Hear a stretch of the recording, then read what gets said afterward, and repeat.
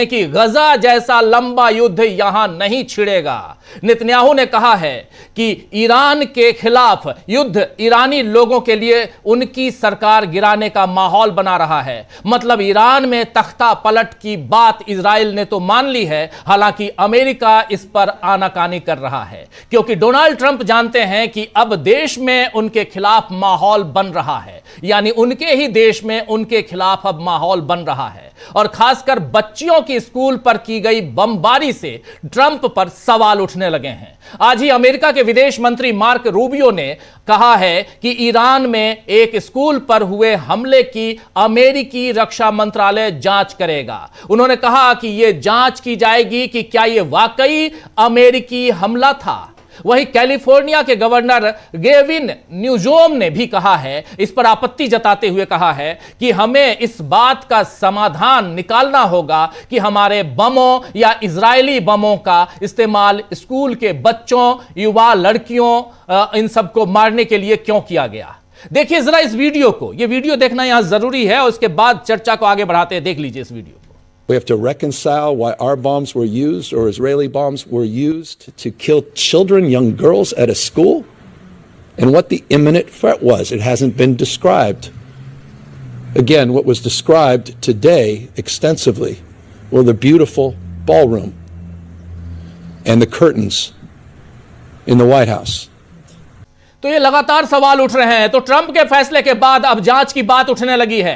उधर ईरान जिस तेजी से और जितने बड़े जखीरे के साथ खुद पर हुए हमले का जवाब दे रहा है, उसकी कल्पना डोनाल्ड ट्रंप और नेतन्याहू को नहीं थी। आपको बता दूं कि इजराइल और अमेरिका समेत उसके साथी देशों को ईरान के हर एक हमले को रोकने के लिए लाखों डॉलर खर्च करने पड़ रहे हैं। और जबकि ईरान जो हमले कर रहा है उसमें सस्ते हथियारों का इस्तेमाल कर रहा है। इसे ईरान की लंबे समय तक चलने वाली लड़ाई की तैयारी के रूप में देखा जा रहा है। खबरें यह भी आ रही हैं कि इजराइल और अमेरिका और उसके साथी देशों के पास अब इंटरसेप्टर्स, जी हां, जिससे आप अपना डिफेंस सिस्टम जो है उसको एक्टिव करते हैं और उससे दुश्मन के हथियारों को, मिसाइलों को मार गिराते हैं। तो इंटरसेप्टर्स की कमी पड़ने लगी है, चाहे वो इजराइल हो, चाहे अमेरिका हो या उसके साथी देश हो। अमेरिका चाहकर भी इन देशों को हथियारों की सप्लाई नहीं कर पा रहा है और इस पर अमेरिकी राष्ट्रपति डोनाल्ड ट्रंप ने पूर्ववर्ती राष्ट्रपति जो बाइडेन और यूक्रेन पर नाराजगी भी जताई है।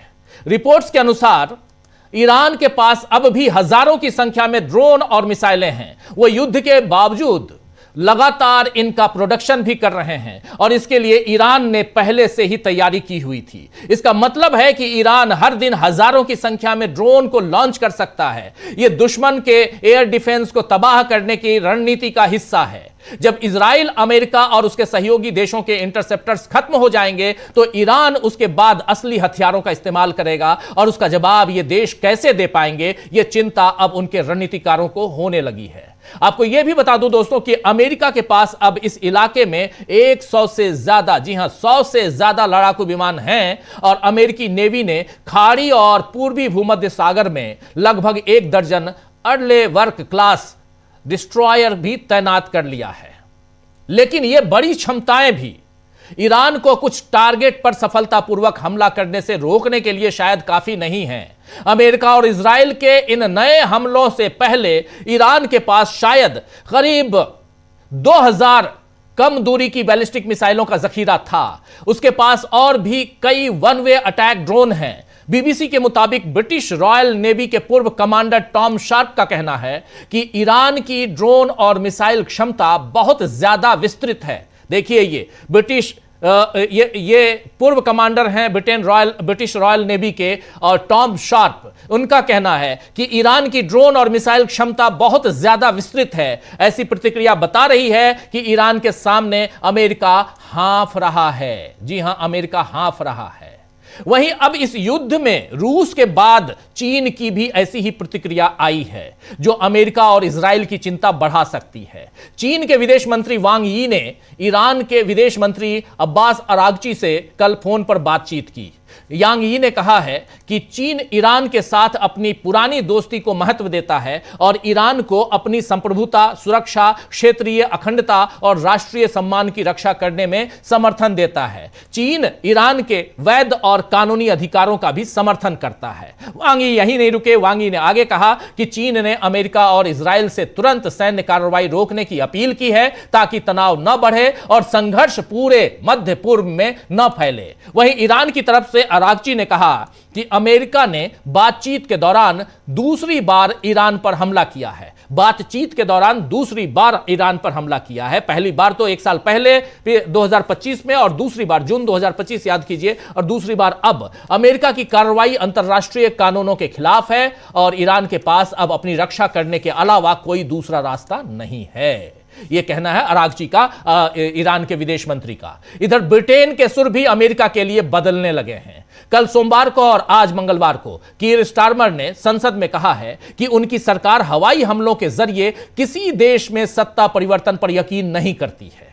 आप जानते हैं कि शुरुआत में ब्रिटेन ने अमेरिका को ईरान पर हमले के लिए अपने सैन्य ठिकानों के इस्तेमाल की अनुमति नहीं दी थी, लेकिन बाद में रक्षात्मक हमलों के लिए इन्हें खोल दिया। ट्रंप इस बात पर स्टारमर से नाराज भी हैं। ट्रंप ने कहा है कि फ्रांस शायद शानदार रहा है। फ्रांस की बात करते हुए फ्रांस शानदार रहा है, बाकी सभी भी अच्छे रहे हैं, लेकिन यूनाइटेड किंगडम यानी ब्रिटेन का रुख दूसरों से काफी अलग रहा है। यह चिंता डोनाल्ड ट्रंप को सता रही है। इधर इजराइल की बात करते हैं। इजराइल ने लेबनान पर हमले करके अपनी मुसीबत और बढ़ा ली है। लेबनान पर हिजबुल्लाह के ठिकानों पर इजराइल लगातार हमला कर रहा है और यह मुसीबत क्यों बढ़ा ली है? क्योंकि ईरान के साथ साथ अब हिजबुल्लाह भी उस पर हमले कर रहा है। टेलीग्राम पर दिए गए 3 अलग अलग पोस्ट में हिजबुल्लाह ने दावा किया है कि उसने गोलान हाइट्स में नफाह बेस पर मिसाइलों की बौछार कर दी है। यह दावा है हिजबुल्लाह का। इसके अलावा उत्तरी इजराइल में मेरोन और रमत डेविड एयरबेस पर ड्रोन से हमला करने की बात भी कही गई है। हालांकि इजरायली सेना ने इन हमलों पर अभी तक कोई टिप्पणी, कोई प्रतिक्रिया नहीं दी है, लेकिन यह चुप्पी ही बता रही है कि इजराइल की उम्मीदों के विपरीत उसे तगड़ा जवाब मिल रहा है। इसमें उन अमेरिकी नागरिकों के लिए भी खतरा है जो इजराइल में इस वक्त है, क्योंकि ट्रंप ने उन्हें मदद पहुंचाने से इनकार कर दिया है। ट्रंप ने साफ साफ कहा है कि इजराइल में जो अमेरिकी हैं वो खुद अपनी सुरक्षा करें, सुरक्षित स्थानों पर चले जाएं या वहां से निकल आएं। इजराइल में अमेरिकी दूतावास ने अपने नागरिकों को सूचित किया है कि वो फिलहाल उन्हें देश से निकालने की स्थिति में नहीं है, इवैक्यूएशन की स्थिति में नहीं है। दूतावास ने इजराइल में अमेरिकी दूतावास ने ऑनलाइन जारी एक सुरक्षा अलर्ट में कहा है कि मौजूदा हालात और ऑपरेशन सीमाओं के कारण वो प्रत्यक्ष निकासी सहायता प्रदान नहीं कर सकता। देख लीजिए, अमेरिका यहां बेसहारा। दूतावास ने अपने संदेश में अमेरिकी नागरिकों को वैकल्पिक रास्तों की जानकारी जरूर दी है, लेकिन साथ ही स्पष्ट चेतावनी भी दी है कि अगर वो इन विकल्पों का इस्तेमाल करते हैं तो उनकी सुरक्षा की कोई गारंटी अमेरिकी सरकार नहीं दे सकती है। वहीं मिडिल ईस्ट में ईरान के हमले जारी हैं। आज ही ईरान ने बहरीन में स्थित एक अमेरिकी एयरबेस को नुकसान पहुंचाया है। ईरान के शीर्ष राष्ट्रीय सुरक्षा अधिकारी अली लारिजानी ने क्षेत्रीय पड़ोसी देशों को चेतावनी दी है कि अगर उनके यहां मौजूद अमेरिकी सैन्य अड्डों का इस्तेमाल तेहरान पर हमला करने के लिए किया गया तो हम हमला करेंगे। लारिजानी ने पड़ोसी देशों से कहा है कि वह अमेरिकी सैनिकों को अपने देश से बाहर करें ताकि उनको निशाना नहीं बनाया जाए। ईरान लगातार सऊदी अरब, कतर, यूएई, बहरीन और कुवैत पर हमले कर रहा है। इस बीच ईरान पर इजराइल और अमेरिका के हमले भी नहीं रुक रहे हैं, जिसमें परमाणु संयंत्र को भी खतरा दिख रहा है। आज ही अंतर्राष्ट्रीय परमाणु ऊर्जा एजेंसी यानी IAEA ने कहा है कि वो इस बात की पुष्टि करते हैं कि ईरान के नातांज परमाणु संयंत्र में के प्रवेश बिल्डिंग को नुकसान पहुंचा है। आज इसकी पुष्टि हो गई। कल ईरान ने खुद कहा था, लेकिन आज IAEA ने इसकी पुष्टि कर दी है कि ईरान के नातांज परमाणु संयंत्र के प्रवेश यानी गेट पर, मेन गेट की जो बिल्डिंग की का जो मेन गेट है उसको नुकसान पहुंचा है। ईरान का कहना है कि अमेरिका और इजराइल ने इस संयंत्र पर हमला किया था। यह परमाणु संयंत्र अंडरग्राउंड है। एजेंसी ने यह भी कहा है, IAEA ने यह भी कहा कि कोई रेडियोधर्मी विकिरण यहां नहीं हो रहा है, यानी रेडियो एक्टिव एलिमेंट्स यहां से नहीं निकल रहे हैं, उसका रिसाव नहीं हो रहा है। लेकिन अगर इसका नुकसान बाद में नजर आया तो फिर ट्रंप के माथे पर एक बड़ा कलंक लगना तय है। दोस्तों, इधर भारत आ जाइए, थोड़ी सी बात भारत की कर ले, फिर हम अपने तमाम साथियों के बीच चलते हैं। भारत में नरेंद्र मोदी एक के बाद एक मिडिल ईस्ट के देशों के राष्ट्राध्यक्षों से बात करते जा रहे हैं, लेकिन खामनेई की मौत पर उनकी चुप्पी ने देश की जो किरकिरी कराई है, उस पर सोनिया गांधी ने आज द इंडियन एक्सप्रेस में एक अपना लेख उन्होंने लिखा है, प्रकाशित उस लेख में कहा है कि ईरान के सर्वोच्च नेता आयतुल्ला अली खामनेई की हत्या पर सरकार की चुप्पी न्यूट्रल नहीं बल्कि जिम्मेदारी से पीछे हटना है। उन्होंने कहा है कि इससे भारत की विदेश नीति की दिशा और विश्वसनीयता पर गंभीर सवाल उठते हैं। पूर्व कांग्रेस अध्यक्ष ने यह भी मांग की है कि संसद के बजट सत्र के दूसरे चरण के फिर शुरू होने पर इस मुद्दे पर खुलकर और बिना किसी टाल मटोल के बहस होनी चाहिए। अभी 9 तारीख से संसद का बजट सत्र दूसरा पार्ट शुरू होने वाला है। अपने इस लेख में सोनिया गांधी ने कहा है कि हमें अपनी नैतिक ताकत को फिर से पहचानने और उसे स्पष्टता और प्रतिबद्धता के साथ सामने रखने की तत्काल जरूरत है। आप जानते हैं कि 9 मार्च से बजट सत्र का दूसरा हिस्सा शुरू होगा, जिसमें मोदी के लिए सवालों की लंबी लिस्ट हो जाएगी। तब मोदी किस दिशा में बात करेंगे, किस बारे में बात करेंगे और किस देश के दौरे पर, किस देश के ट्रिप पर, दौरे पर निकल जाएंगे मोदी, कहां नहीं जा सकता। आप जानते हैं कि जब सवालों की बौछार होने लगती है देश में नरेंद्र मोदी पर, नरेंद्र मोदी विदेश चले जाते हैं। मगर इस समय ट्रंप और नेतन्याहू का हाल देखकर नरेंद्र मोदी को भी संभल जाना चाहिए। तो दोस्तों, आज चर्चा करेंगे कि क्या ईरान के सामने अब पस्त होने लगे हैं नरेंद्र मोदी। उनका नाम भी लेना जरूरी है। डोनाल्ड ट्रंप और नेतन्याहू तो हैं ही। डोनाल्ड ट्रंप और नेतन्याहू, ट्रंप ने कैसे मांगी है मदद और नेतन्याहू की जान पर कैसे है खतरा, और इसके साथ साथ ईरान से जंग पर क्या आ रही है, कितनी बड़ी खबरें आ रही हैं, यह सब हम आप तक पहुंचाने जा रहे हैं एक शानदार विश्लेषण के साथ, शानदार विश्लेषकों के साथ। आइए, हमारे साथ कुछ वरिष्ठ साथी जुड़े हुए हैं, उनसे पहले आपका परिचय करवाता हूं। इस वक्त हमारे साथ देखिए 4 वरिष्ठ साथी जुड़े हुए हैं। डॉक्टर राकेश पाठक जी हैं, प्रशांत टंडन जी हमारे साथ जुड़े हुए हैं, हमारे साथ जुड़े हुए हैं आमिर हैदर जैदी साहब, और हमारे साथ जुड़े हुए हैं अमलेंदु उपाध्याय जी। सारे हमारे साथी वरिष्ठ पत्रकार हैं, काफ़ी अनुभवी हैं, और यहाँ जब ट्रंप और नेतन्याहू की बात हो रही है, बात ईरान, इजराइल और अमेरिका की हो रही है, तो इसके साथ साथ कई देश भी लपेटे में आ चुके हैं, इनकी बात हो रही है, तो इसका एक गहन विश्लेषण भी जरूरी है। सबसे पहले आना चाहता हूं डॉक्टर राकेश पाठक जी आपके पास। डॉक्टर साहब, क्या कुछ कहेंगे? बहुत कुछ रख चुका हूं, और यहां से ईरान, इजराइल, अमेरिका की जब बात हो रही है, अमेरिका में डोनाल्ड ट्रंप कल से थोड़ा सा परेशान नजर आ रहे हैं। उनके वीडियोस देख लीजिए, काफ़ी तैर रहे हैं, उनके काफ़ी वीडियो सोशल मीडिया पे है, अलग अलग बयान तो दे रहे हैं, लेकिन यही वीडियो देख लीजिए, ज़्यादा दूर जाने की ज़रूरत नहीं है। ये भी रात का वीडियो है, और अभी सुबह से फिर उनके बयान आने शुरू हो गए हैं, इनके हाव भाव, इनके और दूसरी बात, JD वेंस जो उपराष्ट्रपति हैं, वो भी अब सवाल उठा रहे हैं, कह रहे हैं कि ईरान हर महीने बैलिस्टिक मिसाइलों के 100 बैलिस्टिक मिसाइलें बना रहा है, और हमारे पास इंटरसेप्ट करने के लिए मात्र 6 से 7 हम बना पाते हैं, उससे ज़्यादा नहीं। यानी यहाँ पहले से ही हार मानने के लिए अमेरिका बैठा हुआ है, ये दिखाई दे रहा है। और उसके जो साथी हैं, जैसे UK है, जैसे उधर स्पेन है, इन सब ने भी मना कर दिया है। अब कहाँ, कैसे देखते हैं आप इस पूरे जंग की, क्या स्थिति है? देखिए राजीव जी, लड़ाई अब जिस मोड़ पर खड़ी है, वहां डोनाल्ड ट्रंप, अमेरिका, इजराइल और बेंजामिन नेतन्याहू फंसे हुए दिखाई दे रहे हैं। युद्ध 2 मोर्चों पर लड़ा जाता है, एक जमीनी तौर पर, एक जहनी तौर पर, मनोवैज्ञानिक तौर पर। आज की तारीख में ईरान मनोवैज्ञानिक तौर पर बढ़त बनाए हुए है। उसकी सबसे बड़ी वजह यह है कि पूरी दुनिया को ऐसा लगा होगा, डोनाल्ड ट्रंप को और अमेरिका को तो लगा ही होगा, उन्होंने तो यह अंदाजा लगा रखा होगा कि ईरान के supreme leader Ayatollah Ali Khamenei की हत्या के बाद ईरान घुटनों पर आ जाएगा। जाहिर है, किसी भी देश में उस देश के इतने बड़े नेता को मार दिया जाए घर में घुसकर, तो उस देश का मनोबल टूट जाएगा। जी।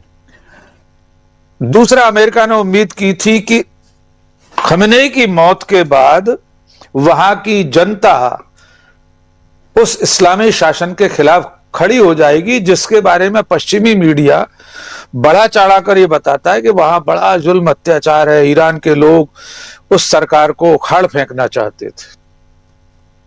इसमें कुछ फीसदी सच्चाई हो सकती है कि महिलाओं पर जो पाबंदियों का मामला है उसमें बहुत सारी सच्चाई है, लेकिन खमेनेई की मौत के बाद ईरान की जनता एकजुट हो गई, सड़कों पर उतर आई और अमेरिका के खिलाफ एक भावनात्मक लहर खड़ी हो गई। 165 या 180 मासूम बच्चों, उनके शिक्षकों की हत्या का मामला भी जी। अमेरिका के माथे पर दाग के रूप में दर्ज रहेगा। कैलिफोर्निया के गवर्नर ने कहा है कि अमेरिका के हथियार इसके लिए नहीं है कि मासूम बच्चों को मारा जाए। सवाल पूछा है डोनाल्ड ट्रंप से उन्होंने। अमेरिका में उसके खिलाफ आवाजें उठ रही हैं। अंतरराष्ट्रीय जनमत भी अमेरिका के खिलाफ है। तो ये तो हुई मनोवैज्ञानिक मोर्चे पर लड़ाई, जिसमें अमेरिका पिछड़ रहा है। अब जो जमीनी लड़ाई के हालात हैं, मैं संयोग से सैन्य विज्ञान का विद्यार्थी हूं, मिलिट्री साइंस की पढ़ाई की है थोड़ी बहुत। हमारी सैन्य विज्ञान की किताबों में बहुत शुरुआती अध्यायों में पढ़ाया जाता है कि सेना पेट के बल चलती है। उसका आशय यह होता है कि अगर किसी लड़ाई में सेना को बढ़त हासिल करनी है, दुश्मन देश से जीतना है, तो सेना के पास रसद, गोला बारूद, हथियार, आधुनिक युग में जो युद्ध जिन तौर तरीकों से लड़ा जाता है, वे सारी चीजें दुश्मन देश से ज्यादा बेहतर होना चाहिए। जी। अब आपने जेडी वेंस का बयान बता दिया है। वे मान रहे हैं कि उनके पास इंटरसेप्ट करने के लिए उतनी चीजें नहीं है, इंटरसेप्टर नहीं है। उससे ज्यादा संख्या में ईरान बना रहा है मिसाइलें।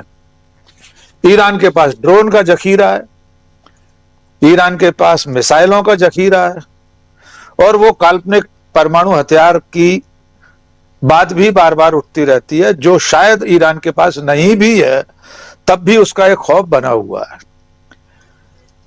अब इसको, इस लड़ाई को हवाई लड़ाई से जमीनी लड़ाई में बदलते देखना है, जिस पर मैं दूसरे मोर्चे की बात कर रहा था कि युद्ध दो तरीके से लड़ा जाता है। डोनाल्ड ट्रंप ने थोड़ा सा इशारा 24 घंटे पहले किया था जी। कि हम जमीनी ट्रुप्स भी उतार सकते हैं। यह फैसला जिस दिन डोनाल्ड ट्रंप करेंगे, पूरी दुनिया देखेगी कि अमेरिका किस तरह ईरान की मांद में घुस गया है और उससे बाहर निकलने का रास्ता नहीं मिल रहा। आज की तारीख में ये जो हवाई हमले हैं, इनसे दूसरे देश पर आप तब तक काबिज नहीं हो सकते जब तक या तो वहां के आंतरिक असंतोष के चलते वहां एक पूरी ताकत आपके पक्ष में खड़ी हो जाए और स्थानीय शासक का तख्ता पलट कर दे, जैसा अमेरिका ने कई और जगह किया है। लेकिन अगर ईरान में अफगानिस्तान जैसी हरकत दोहराने की कोशिश की, तो अमेरिका को ऐसा सबक मिलेगा कि कई दशकों तक वो भूल नहीं पाएगा। ये बात मैं इसलिए भी कह रहा हूं कि अफगानिस्तान और ईरान में बुनियादी फर्क है। अफगानिस्तान के लोग, तालिबान, न तो उतने उन्नत तकनीक के हथियारों से लैस थे, न उतने शिक्षित थे, न उनके पास अपने सैटेलाइट थे, न उनके पास अपने बनाए हुए मिसाइलें और हथियार थे। उन्होंने तो इधर उधर से बटोर कर रूस की सेना से छीन लिए, फिर अमेरिका से छीन लिए, और अंत में इसके बावजूद अमेरिका को वापस जाना पड़ा। ईरान तो आधुनिकतम देश है, उस रूप में भी इस्लामी शासन होते हुए भी उसकी अपनी हथियारों की इतना बड़ा हथियारों का जखीरा है, कितनी बड़ी बड़ी मिसाइलें, कितने अनगिनत पहियों वाले ट्रोलर्स पर लदी चली जा रही हैं। दुनिया ने इससे पहले ऐसे हथियार, ऐसी मिसाइलें और कहीं नहीं देखी होंगी।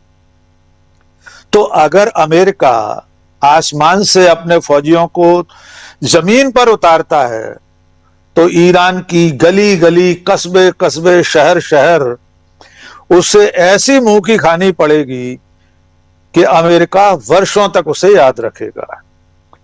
अब इसको भारत के संदर्भ में आपने चूंकि अपने शुरुआती वक्तव्य में सोनिया गांधी के आलेख का भी जिक्र किया है, राहुल गांधी ने भी आज ट्वीट किया है, बड़ा बयान दिया है उन्होंने, इस पर भी गौर करने की जरूरत है। और ये ज्यादा बड़ा सवाल है भारत के संदर्भ में। नंबर एक, हमारी चुप्पी इसलिए भी ज्यादा खतरनाक है कि हमारे प्रधानमंत्री 2 दिन तक इजराइल में ही थे, और तब थे जब इजराइल चंद घंटे बाद जंग छेड़ने वाला था। जी, इसमें 2 सवाल हैं, बहुत संक्षेप में अपनी बात खत्म कर रहा हूं। नंबर एक, क्या हमारे प्रधानमंत्री को इस बात की जानकारी थी कि इजराइल कुछ घंटे बाद ईरान पर हमला करने वाला है? अगर हां, तो क्या उन्होंने इस लड़ाई को रोकने संबंधी कोई पहल की? अगर हां, तो क्या उन्होंने ईरान सहित पूरे खाड़ी देशों में 90 लाख भारतीयों के बारे में कोई एडवाइजरी जारी की? प्रश्न क्रमांक 2, अगर उन्हें इस बात की जानकारी नहीं थी कि वे जिस देश में हैं वो देश चंद घंटे बाद एक बड़ी लड़ाई छेड़ने वाला है, तो हमारे प्रधानमंत्री, हमारा प्रधानमंत्री कार्यालय, विदेश मंत्रालय, हमारा दूतावास, हमारी काउंटर इंटेलिजेंस एजेंसी क्या भजन कीर्तन कर रहे थे? क्या हमारे जैसे देश की इतनी बड़ी व्यवस्था को, इतने बड़े सिस्टम को इतनी भी भनक नहीं लगी कि हमारा प्रधानमंत्री जिस देश में है वो देश एक इतनी बड़ी जंग छेड़ने वाला है? तो ये उससे भी बड़ी नाकामयाबी है।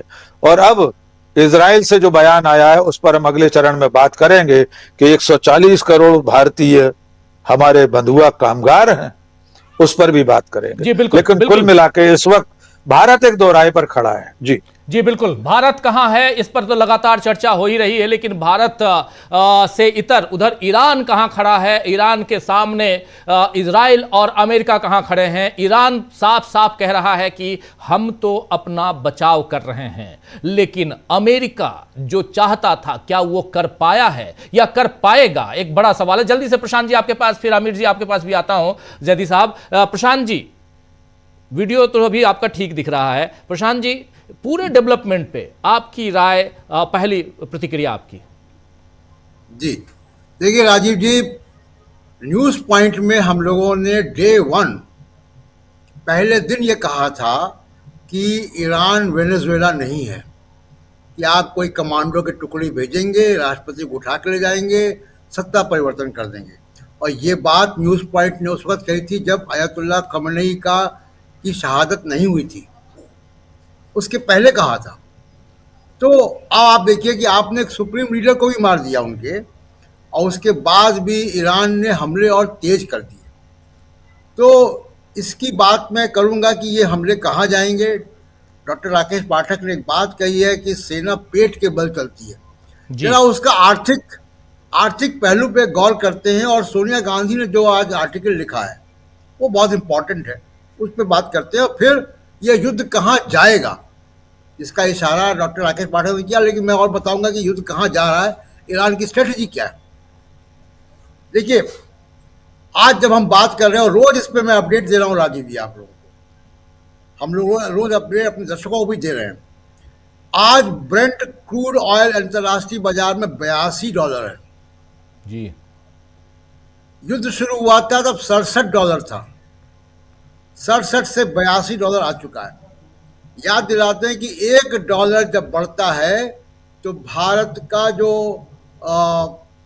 इंपोर्ट बिल है वो $1 बिलियन बढ़ता है।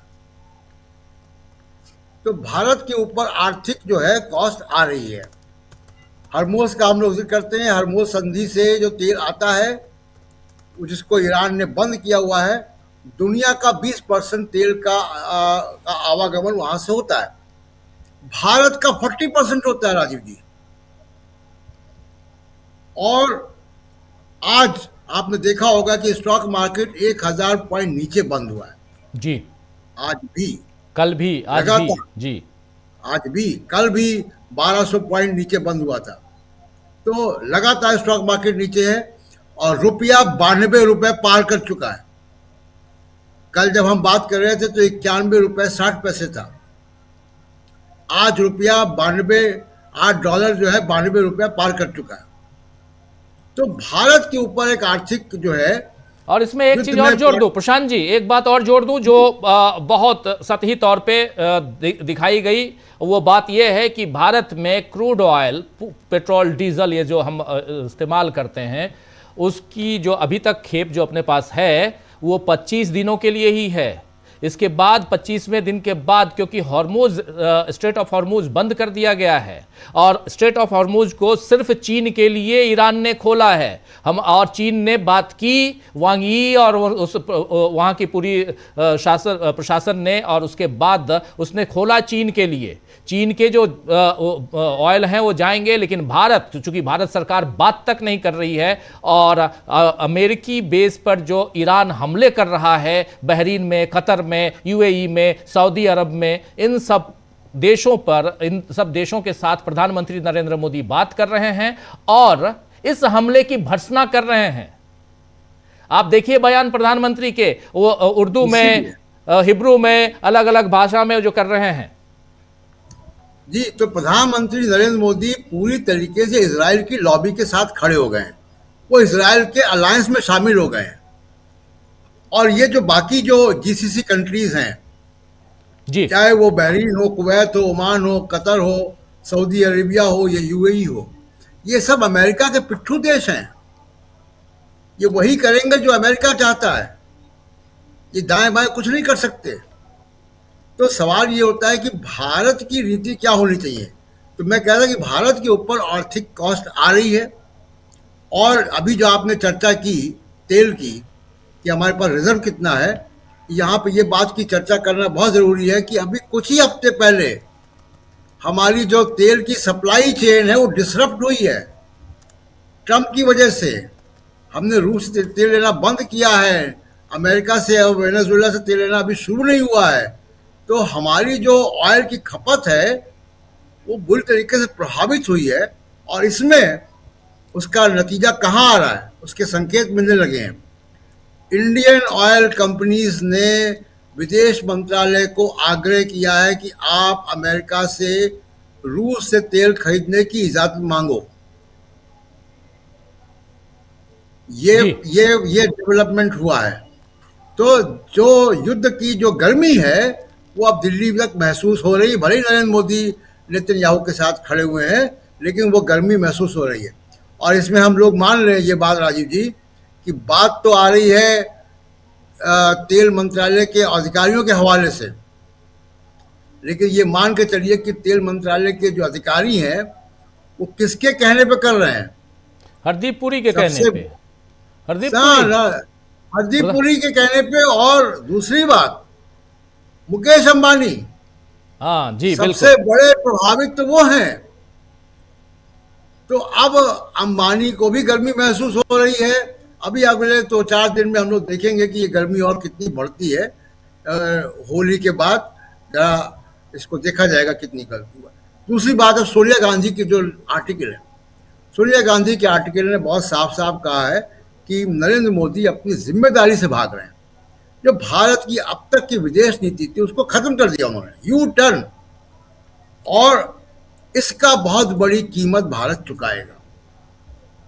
नैतिक आधार पे हमने अपना नैतिक आधार खो दिया दुनिया में। अब हम गांधी और बुद्ध के देश नहीं हैं। अब हम एक वॉर क्रिमिनल के साथ खड़े हुए हैं। तो अब हम इस बात को गर्व से नहीं कह सकते कि हम गांधी और बुद्ध के देश हैं। हम शांति के मसीहा हैं। हम तो अब एक वॉर क्रिमिनल के साथ खड़े हुए हैं जिसको अंतर्राष्ट्रीय क्रिमिनल कोर्ट ने क्रिमिनल करार दिया हुआ है। उसका गिरफ्तारी का वारंट है। नेतन्याहू के साथ खड़े हुए हैं। हमले के 48 घंटे पहले वही सोनिया गांधी ने लिखा है। और जो सोनिया गांधी का लेख है मैंने पढ़ा सुबह, भारत की विदेश नीति यही होनी चाहिए। और राजीव जी बहुत दूर तक ये लेख गया है। वो यूरोप में भी गया है, वो सब जगह गया है, अमेरिका में भी गया है। और ये लेख की बहुत चर्चा है। क्यों चर्चा है? क्योंकि यूरोप भी राजीव जी भले बयानबाजी कर रहा जो भी, लेकिन यूरोप भी चाहता है कि ट्रंप को थोड़ा सा जो है नीचे आए। उनका गुब्बारा बहुत ज़्यादा फूला हुआ है क्योंकि वो ग्रीनलैंड का मामला है, टैरिफ के मामले हैं। तो यूरोप भी पूरी तरीके से साथ नहीं, इसीलिए लॉजिस्टिक सप्लाई यूरोप नहीं दे रहा है। नेटो की लड़ाई ये नहीं है, ये अमेरिका की अपनी लड़ाई है। जी और जो ट्रंप ने संकेत दिया, अपनी बात मैं खत्म कर रहा हूँ बस इसी बात पे, कि ट्रंप ने संकेत दिया कि वो अब बूट्स उतारेंगे, मतलब सैनिक उतारेंगे। सैनिक उतारने का मतलब अभी डॉक्टर राकेश पाठक बता रहे थे कि सैनिक उतारने का मतलब कि आप अफगानिस्तान की तरफ जा रहे हो। और फिर कह रहा हूं कि ईरान वेनेजुएला नहीं है, आप जाओगे तो आप ये लड़ाई दशकों तक लड़ोगे। और जेडी वेंस, इनका चर्चा आपने की, ये भी न्यूज पॉइंट में 3 दिन पहले हम लोग चर्चा कर चुके राजीव जी, कि जेडी वेंस की तरफ से ही पहला विरोध होगा, क्योंकि जी। वो मेगा एक्टिविस्ट हैं, मेगा की कंस्टिट्यूंसी उन्हीं के हवाले है। मेगा, आपने सर्वे दिखाया था परसों, जी वो सर्वे भी यही कह रहा था कि मेगा एक्टिविस्ट जो हैं वो कॉफिन से अगर आएंगे सैनिकों के वहां पे, तो उसका मिजाज बिल्कुल उल्टा और हो बता जाएगा। दो प्रशांत जी, 8 सैनिकों के, अमेरिकी सैनिकों के शव आ चुके हैं और आधिकारिक तौर पर अमेरिका ने इसकी पुष्टि कर दी है। कल 4 की, पहले 3, फिर 4 और उसके बाद अब 8 और 38 के लगभग घायल हैं। ये भी, इसकी भी पुष्टि कर दी है अमेरिका ने, जिसमें कुछ बहुत बुरी तरह घायल हैं। तो ये जी जो रिपब्लिकन कंस्टिट्यूंसी है राजीव जी, जिस पे खड़े हुए हैं डोनाल्ड ट्रंप, उस पे ग्रिप उनकी कमजोर हो रही है। और जेडी वेंस इस बात को इनकैश कर रहे हैं, क्योंकि जेडी वेंस को अगला राष्ट्रपति का चुनाव लड़ना है। बिल्कुल बिल्कुल बिल्कुल, आप सही कह रहे हैं। तो स्थितियां इतनी आसान नहीं है ट्रंप के लिए। जी राजीव जी बिल्कुल। जैदी साहब, आपके पास आना चाहता हूं, कैसे देखते हैं आप इस पूरे घटनाक्रम को? अगर सिर्फ और सिर्फ भारत को छोड़ते हुए ईरान, इजराइल, अमेरिका, यानी ईरान के पार्ट से देखा जाए तो ईरान कहां आपको दिखाई देता है इस जंग में? और सबसे बड़ी चीज कि ईरान का कहना है कि पहली बार भी और अब दूसरी बार जब हमला किया गया है इजराइल और अमेरिका की तरफ से हमारे ऊपर, तो ये थोपा गया युद्ध है, थोपी गई जंग, और जिसमें हम लोग बातचीत कर रहे थे। और वैसे वक्त में बातचीत के टेबल से ही अगर डोनाल्ड ट्रंप बम बरसाने लगें तो फिर क्या माना जाए और किस पर भरोसा किया जाए, ये बात। और इसलिए अब हम, जबकि पहली पंक्ति के सुप्रीम कमांडर से लेकर तमाम पहली पंक्ति के फर्स्ट लाइन के जितने भी टॉप लीडर्स हैं वो मारे गए हैं, अधिकारी मारे गए हैं, तो इसके बाद हम 1 इंच भी पीछे हटने वाले नहीं हैं। और लगातार अमेरिकी बेस पर हमला कर रहा है ईरान, और इजराइल पर भी प्रतिक्रियाएं भी आ रही हैं, इजराइल की तरफ से भी आ रही हैं। लेकिन ईरान में दूसरी बात, एक महत्वपूर्ण बात यहाँ ये कि ईरान में अब जनता सड़कों पे है। आज 168 लड़कियों की, जो बच्चियाँ मारी गईं स्कूल में, उनके जनाजे में जो भीड़ थी, उन तस्वीरों को आप देखिए। ये तस्वीर है, ये देखिए, हम दिखा रहे हैं तस्वीर, इसको देखिए तो आप बिल्कुल सहम जाएंगे, सिहर उठेंगे। ये परिस्थितियां हैं, कैसे देखते हैं आप जैदी साहब? सभी साथियों को आदाब, नमस्कार, और आपके दर्शकों को भी। आपने मेरे ऊपर राजनीतिक प्रतिक्रिया पर प्रतिबंध लगा दिया है। मुझे ईरान के पक्ष के लिए कहा गया है, मैं वही रख देता हूं आपके सामने।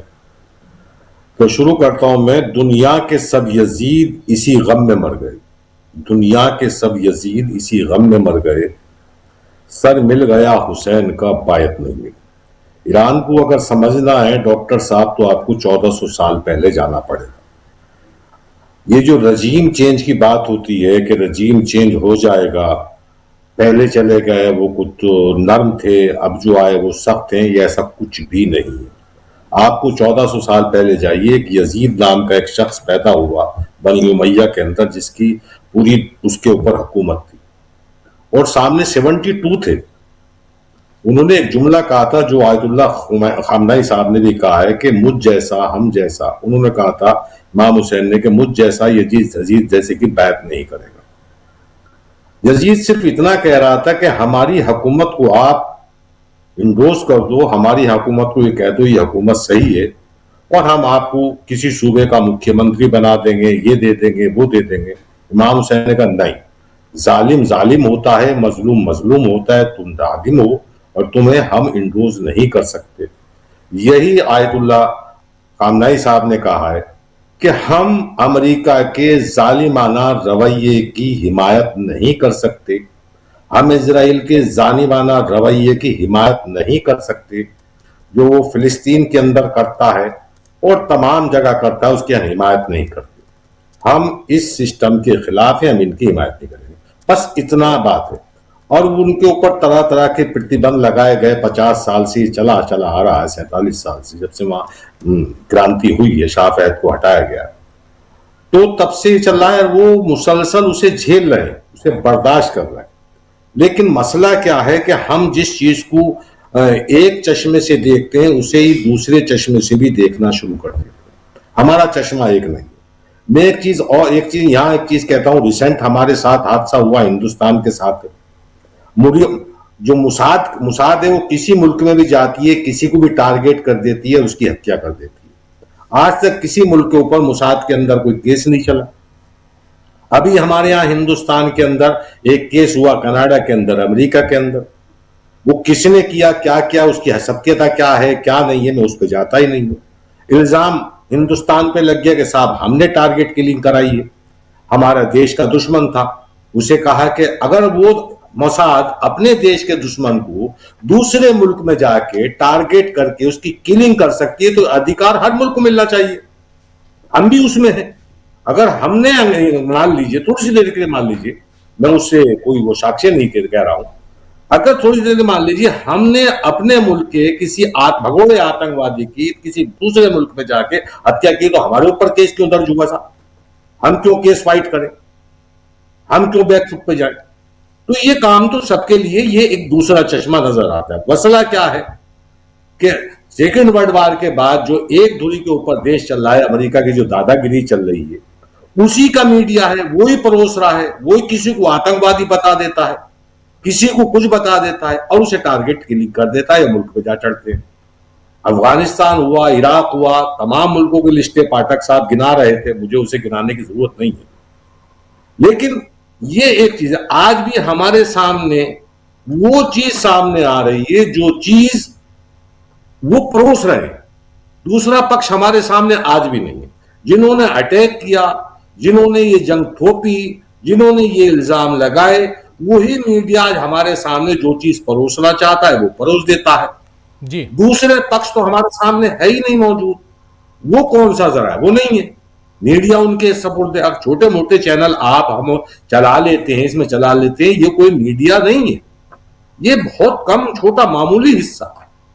इसके ऊपर नहीं करना। हमारी भी मोहताजगी वहीं की है कि हम भी वहीं से उठा के कुछ बताएंगे कि साहब फला एजेंसी ने ये कह दिया, फला ने कह दिया। वो किसके कंट्रोल में? वो भी यहूदियत के और अमेरिका के कंट्रोल में।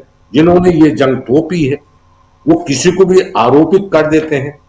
मान लीजिए रजीम चेंज की बात कर रहे हैं, रजीम चेंज, हिंदुस्तान के अंदर आंदोलन हुए और हर मुल्क में आंदोलन होते हैं। मोदी सरकार के बहुत खिलाफ हो सकते हैं, बहुत से खिलाफ कहना चाहिए। कांग्रेस के दौर के अंदर भी बहुत खिलाफ थे।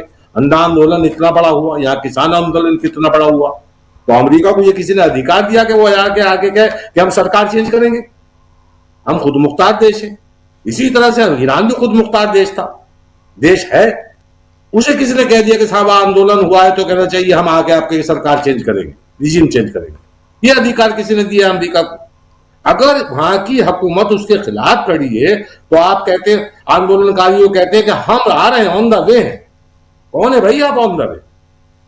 आप दूसरे खुद मुख्तार मुल्क में जाके कोई आंदोलन कर रहा है, आप उसके समर्थन में खड़े हों, तो ये एक गलत परंपरा है। कल को अमेरिका ये भी कह सकता है, हिंदुस्तान के पसे मंजर में कह सकता है, किसी और मुल्क में कह सकता है कि साहब वहां आंदोलन चल रहा है, हम चल रहा है, रिजीम चेंज करेंगे, वहां की सरकार चेंज करेंगे। कौन होता भाई? दूसरी एक चीज और मैं आपको कहता हूं, आप मुझे बताइए किसी मुल्क के अंदर आपने अभी तक देखा है कि बच्चों के हॉस्पिटल के ऊपर बम मारा हो? उसके ऊपर भी कुछ नहीं होता। यही काम उन्होंने फिलिस्तीन के अंदर किया, यही काम वो ईरान के अंदर कर रहे हैं। वहां पे हॉस्पिटल के अंदर, गांधी अस्पताल के ऊपर बम मारा, ये काम वहां भी करते हैं जी, यहां भी कर रहे हैं। तो ये काम वो हर जगह करते चला है। एक चीज और मैं आपसे कहूंगा, पाठक साहब की मैं 90% बातों से सहमत हूं। एतराज मुझे उस पर भी नहीं है जो पाठक साहब ने कहा। हो सकता अदम जानकारी की वजह से कहा हो। पाठक साहब ने अफगानिस्तान से मिला दी। पाठक साहब, अफगानिस्तान में कट्टरवाद था, आतंकवाद था, दो चीजों को अलग अलग कर दिया। वहां जो था वो कट्टरवाद है, आतंकवाद है, यहां वो चीज नहीं है। यहां पे अगर आप उसे पढ़ेंगे, जो मौलिक अधिकार खवातीन को दिए गए हैं, जिस रिजीम की चेंज करने की बात कर रहे हैं, उसे घर में रोटी पकाने को भी नहीं कह सकता मर्द।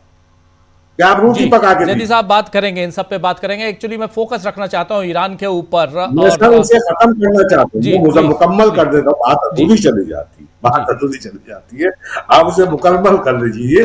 और तो ये चीजें हैं, एक चीज एक घड़ी गई, आप किसी के खिलाफ भी नैरेटिव बना दें, और नैरेटिव बनाने वाली जो मीडिया है वो उन्हीं के हाथ में है।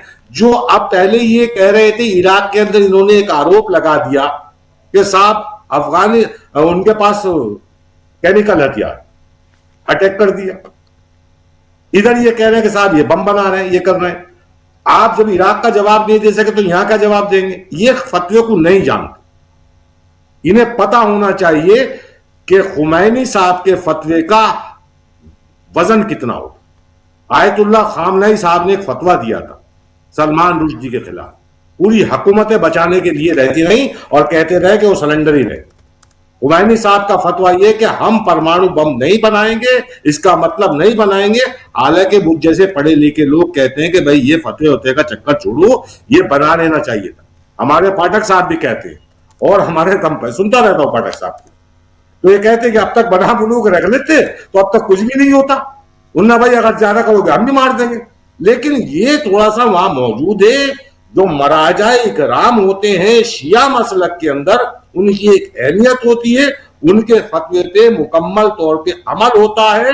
ये किसी उसके लिए नहीं, इन्होंने शिया मसलक के मराजा को मारा है, वो हिंदुस्तान ईरान के लीडर को नहीं मारा है, वो पूरी दुनिया के अंदर जहां जहां शिया मसलक मौजूद है वो उनके सर्वमान्य नेता थे। इन्होंने उनकी हत्या की है। अब ये सोच रहे हैं कि ये जंग वहां तक रहेगी, इनका विरोध वहां तक रहेगा। नहीं सर, ये ऐसा नहीं, इसे आप उस तरह से मत आकिएगा। जी जी जी जी। अमलेंदु जी, जरा नाम अमलेंदु जी का ठीक कर लीजिए। अमलेंदु जी, आप तक आना चाहता हूं, जरा ईरान, इजराइल, अमेरिका, जरा उस पर फोकस करें हम, और उसको लेकर क्या कुछ चल रहा है इसको थोड़ा, क्योंकि बहुत गंभीर मामला, और उसमें भी युद्ध के हालात और इस वक्त पल पल की रिपोर्ट्स जो है वो बदलती हुई दिखाई दे रही हैं, इसलिए भी क्या कुछ है अमलेंदु जी? देखिए राजीव जी, एक तो इस वक्त बहुत बड़ी खबरें आ रही हैं, और यूएस का जो सेंट्रल कमांड है उसने स्वीकार किया है कि ईरानियन रिजीम जो है वो मोबाइल लॉन्चर्स को इस्तेमाल कर रहा है, और वो यूएस फोर्सेस को सीधा निशाना बना रहा है, और इससे काफी ज्यादा नुकसान हो रहा है। ये अभी राजीव जी कोई 30 मिनट पहले यूएस सेंट्रल कमांड ने इस बात को स्वीकार किया है कि वो जो मोबाइल लॉन्चर्स को इस्तेमाल कर रहा है और सीधा सीधा यूएस की आर्मी को निशाना बना रहा है ईरान। ये तो अमेरिकी सेना ने राजीव जी कबूल कर लिया। दूसरा जो अभी बड़ी खबर ये है कि ईरानी बैलिस्टिक मिसाइल्स जो हैं उन्होंने दक्षिणी इजराइल में हमला किया है, और पूरे दक्षिणी इजराइल में हमले बन रहे हैं। आईडीएफ ने कहा कि हम इसको मार गिराने की कोशिश कर रहे हैं, लेकिन अभी अभी जो है ये खबर आई है राजीव जी की आईडीएफ ने स्वीकार किया है कि इस हमले में 12 लोग जो है वो घायल हो गए हैं जबरदस्त तरीके से। तो ये एक इस समय की ये एक बड़ी खबर है। दूसरा जो इस्लामिक क्रांति के leader Syed Ayatollah Syed Ali Khamenei जो थे, उनके सलाहकार मेजर जनरल याहिया रहीम सफ़ी, जिनका आपने जिक्र भी किया कि उन्होंने कहा कि हमें नेतन्याहू की मीटिंग सी जगह मालूम है, तो उन्होंने साफ तौर पे कहा है कि हमको मालूम है और हम जब चाहेंगे तब हम अपना काम कर लेंगे। वहां के ईरान के एक एमपी हैं, उन्होंने कहा है कि ईरान की नई मिसाइलों का टेस्ट जो है वो अभी बाकी है और यूएस और इजराइल को हार का सामना करना पड़ेगा। ईरान के विदेश मंत्री के प्रवक्ता हैं इस्माइल बाकई, उन्होंने साफ तौर पर कहा है कि हमारी मातृभूमि पर क्रूरता से हमला किया गया है और ईरान अच्छाई बनाम बुराई की लड़ाई का सामना कर रहा है। जो प्रोसेस शुरू हो गया है वो जल्दी पूरे यूरोप को अपनी चपेट में ले लेगा। यूनाइटेड स्टेट्स और जायोनी शासन ने जो आग लगाई है वह पूरी दुनिया को अपनी चपेट में ले लेगी। ये इस्माइल बाकई जो है वहां के विदेश मंत्री के प्रवक्ता हैं, उनका साफ तौर पर कहना है कि ये आग जो लगाई है यूएस और चाइनी शासन ने, ये पूरी दुनिया को अपनी चपेट में ले लेगी। इधर बेल्जियम ने साफ तौर पर कहा है कि ईरान पर यूएस और इजराइल का हमला जो है ये साफ अंतरराष्ट्रीय कानून का उल्लंघन है। ट्रंप राजीव जी अपने अंदरूनी मसलों में भी अब घिरते चले जा रहे हैं। ट्रंप के खिलाफ अब अमेरिका में आवाजें उठना शुरू हो गई हैं। बर्नी सैंडर्स जो हैं वहां के प्रमुख एक राजनेता हैं, उन्होंने कहा कि भाई आपने तो कहा था कि जून में आपने वहां सारे परमाणु निशान उनके ठिकाने नष्ट कर दिए ईरान के, तो जब आपने जून में परमाणु ठिकाने नष्ट कर दिए थे तो अब कहां से उसके बाद परमाणु हथियार आए? आप ये कैसे कह रहे हैं? या तो आप जून में झूठ बोल रहे थे या आप अब झूठ बोल रहे हैं। यानी ये आवाजें अमेरिका के अंदर से आ रही है ट्रंप साहब के लिए कि ट्रंप साहब या तो आपने जून में गलत बात कही थी कि आपने सारे निशाने नष्ट कर दिए उसके, और अब आप कह रहे हैं कि अब आप कर रहे हैं। फिर उन्होंने कहा कि पहले हमने वियतनाम में देखा, फिर हमने इराक में देखा, और हम ईरान में देख रहे हैं। झूठ पर झूठ, झूठ पर झूठ, झूठ पर झूठ। हालांकि झूठ पर झूठ, झूठ पर झूठ ये नारा हमारे यहाँ का है राजीव जी, लेकिन ये नारा दूसरी जगहों पर भी इस्तेमाल किया जा रहा है। झूठ पर झूठ, झूठ पर झूठ, झूठ पर झूठ, ये है। वहाँ के जो विदेश मंत्री हैं ईरान के, सैयद अब्बास अराक्ची, उन्होंने सवाल किया है कि भाई कुवैत कह रहा है कि कुवैत की इस धरती का इस्तेमाल जो है वो ईरान पर हमलों के लिए नहीं किया जा रहा है। उन्होंने कहा ठीक है, हम आपकी बात मान लेते हैं कि आप हमारे ऊपर हमले के लिए इस्तेमाल नहीं कर रहे हैं, क्योंकि कुवैत ने कहा कि हम आपके ऊपर हमले के लिए इस्तेमाल नहीं कर रहे हैं, तो आप हमारे यहाँ हमले मत कीजिए। तो उन्होंने पूछा है कि अगर आपकी जमीन का इस्तेमाल ईरान पर हमले के लिए नहीं हो रहा है, तो जो 3 जेट आपने अमेरिका के गिराए हैं वो आपके आसमान में क्या कर रहे थे? और बड़ा वाजिब प्रश्न है कि अगर आपकी जमीन का इस्तेमाल जो है वो ईरान पर हमले के लिए नहीं हो रहा है, तो जिन जेट को आपने मार गिराने का दावा किया कि गलती से ही आपने मार गिराए अमेरिका के, तो वो 3 अमेरिकी जेट विमान आपके यहाँ क्या कर रहे थे? ईरान का तो कहना है कि हमने मार गिराया, लेकिन उनका कहना है कि भाई आप गलती से अगर मार गिराए तो वो आपकी जमीन पर क्या कर रहे थे। तो ये स्पष्ट कर दिया है ईरान ने एकदम कि अब जो भी लड़ाई है वो सीधे सीधे अमेरिका के साथ में है। और जो जनरल राफवी ने कहा है कि नेतन्याहू की हमें ठिकाना पता है कि वो कहाँ है। तो राजीव जी, जो हम लोग बात कर रहे हैं कि खतरे में है नेतन्याहू की जान, ट्रंप साहब तो ठीक है, उन्होंने कहा कि हमें मालूम है कि कहाँ है खामेनेई तो खोले में थे। इसके बाद भी खामेनेई ने तो कह दिया कि मैं छोड़ के नहीं जाऊंगा, अपना दफ्तर में ही थे, काम करते हुए गए। लेकिन नेतन्याहू साहब जिनके बारे में पता नहीं चल रहा है कहाँ छिपे हुए हैं, उन नेतन्याहू के बारे में ईरान ने स्पष्ट घोषणा कर दी है कि नेतन्याहू कहाँ है ईरान को मालूम है, और जब लक्ष्य साधना होगा तब लक्ष्य साध दिया जाएगा। यानी अब नेतन्याहू साहब जल्दी अपना ठिकाना बदले जहां भी हैं, क्योंकि जहां पर वो हैं वो जगह ईरान को मालूम है कि वो कहां पर है। राजीव जी जी बिल्कुल, यहाँ पर नेतन्याहू को ईरान खोज रहा है, और कल भी ईरान ने जो बम्बार्डिंग की थी उस पर भी ईरान ने कहा था कि हमने, और खबरें ऐसी आ रही थी कि नेतन्याहू उसमें घायल हुए हैं। हालांकि ये खबर झूठी थी लेकिन पुष्ट खबर जो है वो अभी बहुत हद तक आती हुई कई बार दिखाई नहीं देती हैं, लेकिन फिर भी जो बातें आ रही हैं हम आप तक पहुंचा रहे हैं, और उसके हिसाब से ये विश्लेषण भी हमारे साथ जुड़े हुए हैं नकवी साहब आपका, सिराज नकवी जी आपका स्वागत है, और आपके पास ही आना चाहता हूं। इस पूरे घटनाक्रम में आज चौथा दिन, और इसमें सबसे बड़ी चीज है कि ईरान यहाँ पर जिस मजबूती के साथ डटा हुआ है ये अपने आप में, और इसमें डोनाल्ड ट्रंप को बार बार देखता हूं मैं। डोनाल्ड ट्रंप के पिछले 7 दिनों के लगभग रोजाना वो वक्तव्य अपना देते हैं, मीडिया के सामने आते हैं। हमारे प्रधानमंत्री की तरह तो नहीं है वो, थोड़ी मेहनत करते हैं, वो आते हैं लोगों मीडिया के सामने, और वो उनके चेहरे के हाव भाव को आप देखिए, फेस रीडिंग अगर कर सकते हैं तो वो धीरे धीरे थोड़ा परेशान नज़र आने लगे हैं, और आज कुछ ज़्यादा परेशान नज़र आ रहे हैं। हालांकि आज उन्होंने कहा कि ईरान चाहता है कि हम उनसे बातचीत करें, ईरान हमसे बातचीत करना चाहता है। ये बयान भी आज चल रहा है, कितना सही है कितना गलत नहीं पता, लेकिन वो हमसे बातचीत करना चाहते हैं। लेकिन मैंने कहा है, डोनाल्ड ट्रंप साहब ने कहा है कि मैंने कहा कि अब बहुत देर हो गई। अगर देर हो गई, अगर मदरो की तरह आप सोचते थे कि ईरान को भी हम उसी ढंग से कर लेंगे, तो यहां कितनी देर हो गई है डोनाल्ड ट्रंप की तरफ से अगर देखा जाए तो। नकवी जी, के ट्रंप हो या इसराइल के नेतन्याहू, ये सब लोग, इनका सारा कारोबार झूठ पर चलता है। इराक की बात अभी जल्दी साहब कर रहे थे, आपने देख लिया, मैं उस बात पे नहीं जाऊंगा खैर। लेकिन आप ये देखिए कि ईरान, मैंने कल भी ये बात कही थी कि ईरान अपने स्टैंड से एक कदम भी पीछे नहीं हटाएगा। और ये भी मैंने कल कहा था कि अमेरिका बहुत लंबी जंग लड़ने का आदी नहीं है और उसे बहुत अच्छी तरह अंदाजा हो गया है कि ईरान लंबी जंग लड़ने के मूड में। अमेरिका का एक फौजी भी मरता है तो उनके दिल पे सांप लौट जाता है। ट्रम्प का हाल जो है वो एक नफ्सियाती कैफियत उनकी ऐसी है कि अगर उनका चेहरा जो आप कह रहे हैं देखे तो कोई पता लगा लेगा कि ये आदमी बहुत बुरी तरह बौखला गया है। अब अमेरिका का सदर ईरान से इतना बौखलाया हुआ है तो समझ लीजिए कि वो अंदरूनी तौर पर एक तरह से शिकस्त महसूस कर रहे हैं।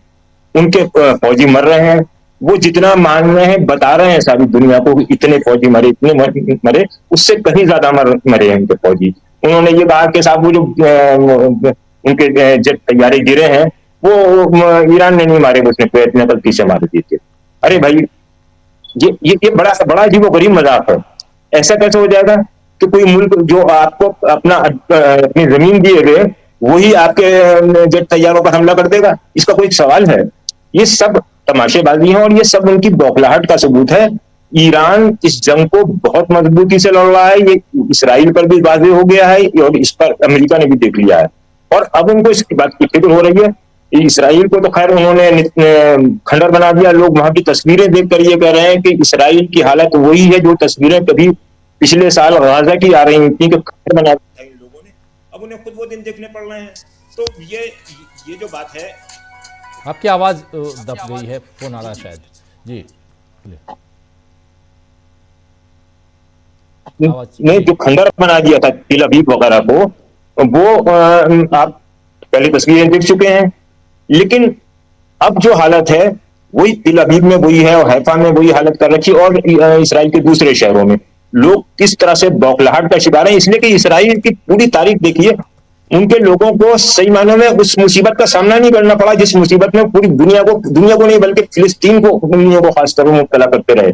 और बदकिस्मती ये है कि जो आलम इस्लाम जिसको हम कहते हैं, ये जो अपने आप को मुस्लिम कंट्रीज कहते हैं, इनकी गैरत तो खैर मारी गई, इनके बारे में क्या बात करनी, ये बेगैरत लोग हैं, ये तमाशा देखते रहे, ये इसराइल की तमाम हरकतों को बर्दाश्त करते रहे, ये फिलिस्तीनियों को पिटता हुआ देखते रहे और कुछ पैसे देके ये समझते रहे कि वो बहुत बड़ा एहसान कर रहे हैं फिलिस्तीनियों पर।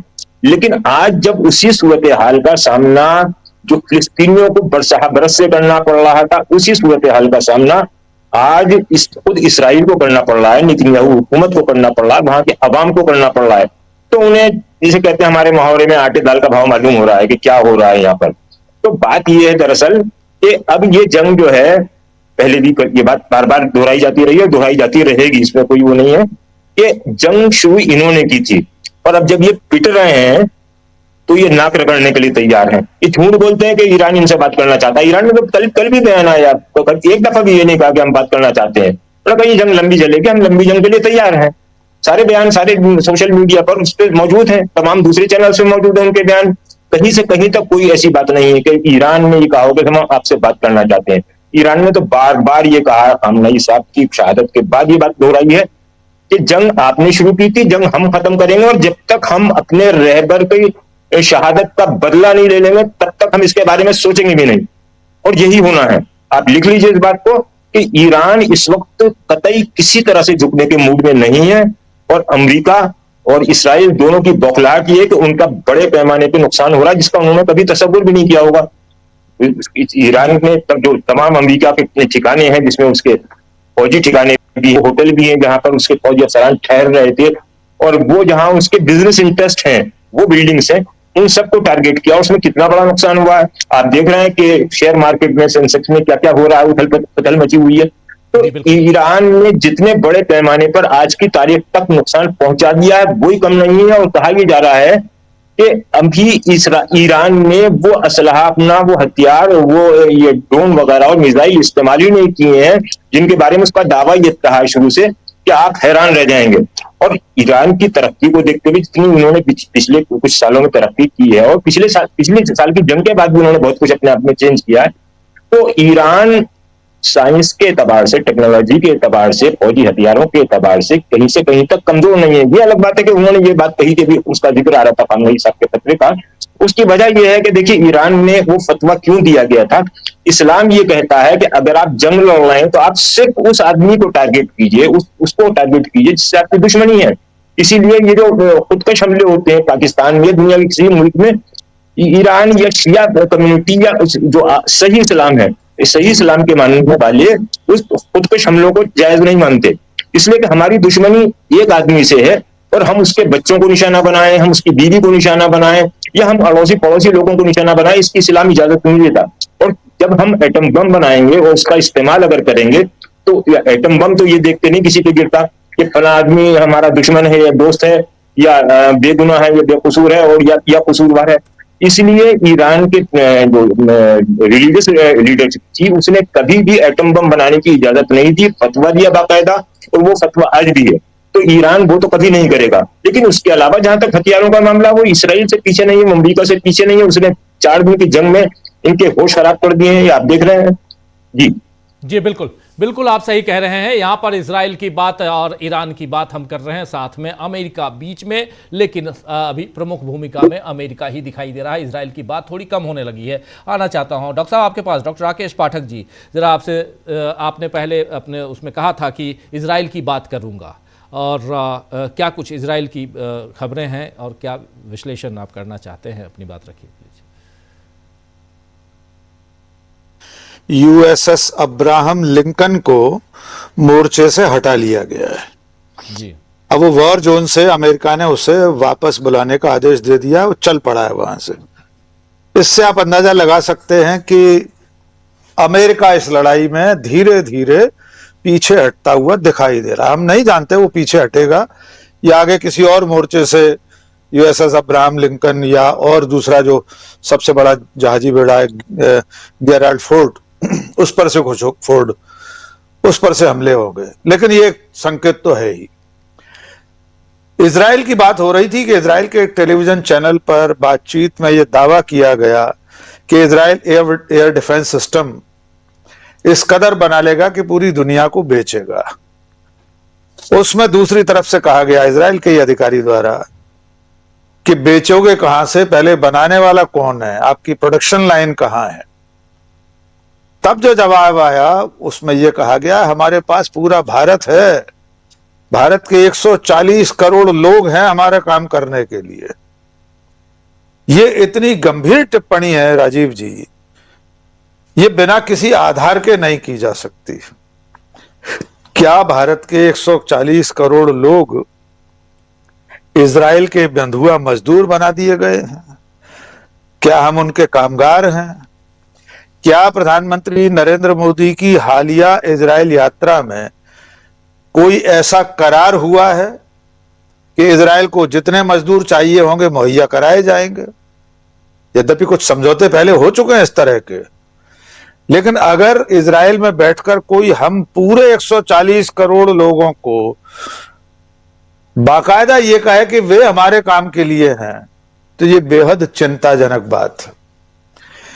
कुल मिलाकर इस पूरी लड़ाई में भारत और भारत की विदेश नीति का शिराजा बिखर गया है। हमारे देश की राष्ट्रीय अस्मिता, हमारी संप्रभुता इस वक्त डोनाल्ड ट्रंप और बेंजामिन नेतन्याहू की गोद में रखे हुए हैं। ये किस कीमत पर हो रहा है, बड़ा सवाल ये है, और क्यों हो रहा है। हमें हासिल क्या हो रहा है इजराइल का साथ देने से, या डोनाल्ड ट्रंप के इशारे पर सब कुछ न्यौछावर कर देने से? क्या हमारे राष्ट्रीय हित सचमुच में सध रहे हैं ऐसा करके? अगर ऐसा कुछ हो रहा होता कि इन दोनों देशों के बगल बच्चा बनने से भारत को कोई लाभ हो रहा होता, हमारी विदेश नीति, हमारी रक्षा नीति, हमारी वाणिज्य व्यापार नीति में कुछ ऐसा हो रहा होता कि पूरे देश के लिए फायदे का सौदा होता, तब भी हम मान सकते थे। वरना नरेंद्र मोदी और उनकी सरकार किन शर्तों पर, किन वजहों से इस तरह से एक तरफा एक पाले में खड़े हैं कि उनकी निष्ठा पर और देश की संप्रभुता पर सवाल खड़े हो गए हैं।